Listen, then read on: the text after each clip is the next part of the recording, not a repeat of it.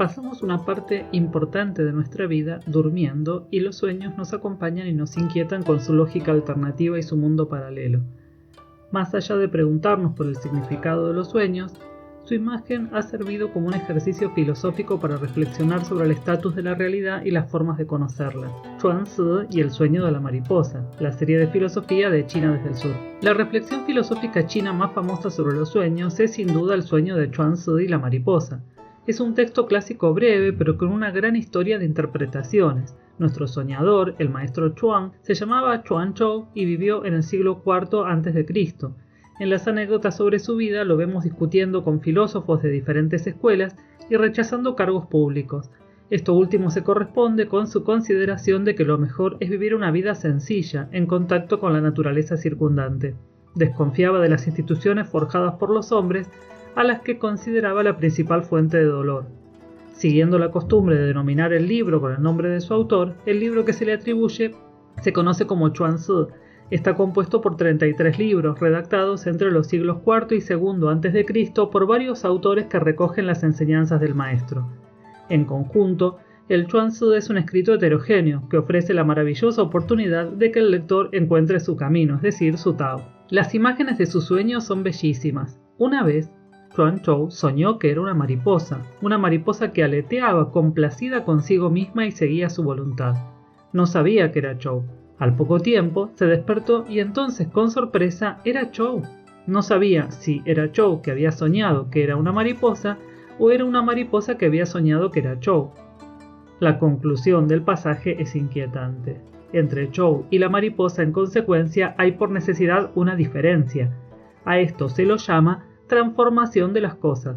Una interpretación muy famosa de este pasaje se forjó en el entorno de la Xuanxue, enseñanza profunda.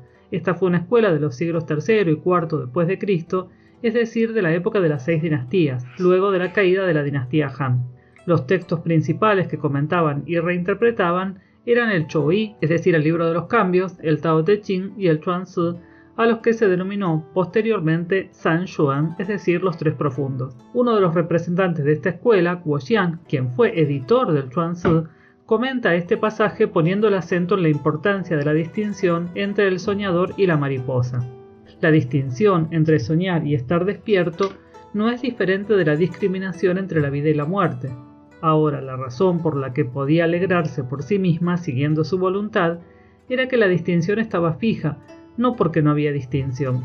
A diferencia de una lectura escéptica o epistemológica que se pregunta por la veracidad de la experiencia, Guo Xian se interesa por la transformación como principio que rige todas las cosas. Así considera que tanto Chuang-Tzu como la mariposa están cada uno plenamente realizados en su estado respectivo.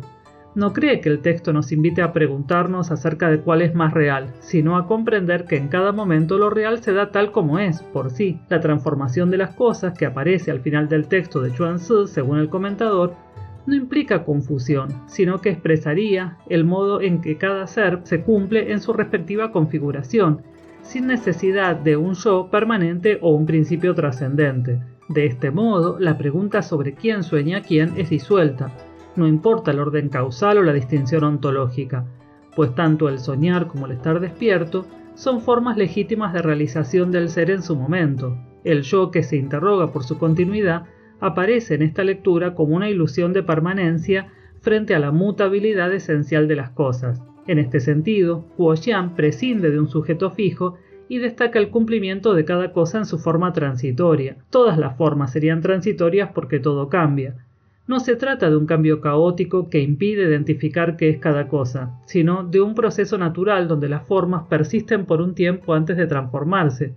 Por eso relaciona la alternancia entre sueño y vigilia con la que se da entre la vida y la muerte. Cuando los europeos se interesaron en los textos filosóficos chinos y comenzaron la titánica tarea de la traducción, se basaron en los supuestos de su propia tradición. En la primera traducción al inglés, Herbert Giles, a finales del siglo XIX, elige traducirlo en primera persona, afirmando «Yo, Chuang-Tzu, soñé que era una mariposa». Al asumir la primera persona, no quedan equiparadas la experiencia de Chuang-Tzu y la de la mariposa como en la interpretación de Guo Xian, sino que asume la perspectiva privilegiada del sujeto humano. Describe su sueño, afirmando que no era consciente de su individualidad como hombre. El pasaje así traducido se convierte en una anécdota personal. con un yo que narra y sobrevive a la experiencia del sueño, en lugar de presentar la experiencia como una transformación fluida entre formas de ser. Al final, interpreta que Chuang-Tzu está hablando de la transmigración de las almas. Queremos evitar calificar una interpretación como correcta y la otra como errada. Se trata de dos lecturas valiosas que buscan dar sentido al texto taoísta a partir de su interés filosófico. Como apasionados de la cultura china, a menudo nos interesan más las lecturas que corresponden a su propia tradición, pero al ser traducidos y reinterpretados, los textos chinos exceden el marco de su cultura y se vuelven universales. Nos atreveremos a mencionar una tercera interpretación de parte de uno de sus lectores más imaginativos. En la China, el sueño de Chuang-Tzu es proverbial. Imaginemos que de sus casi infinitos lectores, uno sueña que es una mariposa y luego que es Chuang-Tzu.